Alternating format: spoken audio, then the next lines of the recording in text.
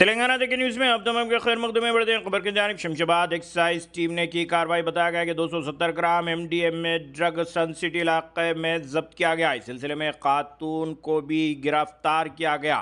बताया गया कि मामला सन सिटी इलाके का है। 2 लोग जो गिरफ्तार किए गए उनमें एक का ताल्लुक महाराष्ट्र और एक का मध्य प्रदेश से बताया गया। इस सिलसिले में शमशाबाद एक्साइज पुलिस ऑफिशियल्स मजीद तहकीकात कर रहे हैं और इनके ऊपर NDPS एक्ट के तहत एक केस भी रजिस्टर किए जाने की तल्ला से वाकिफ करवाया गया। अगर अभी तक आपने चैनल को सब्सक्राइब नहीं किया तो फौरी कर लें। आलमी मुल्की रियासती मुकामी खबरों के लिए देखते रहिए आपका अपना चैनल तेलंगाना दक्कन न्यूज़।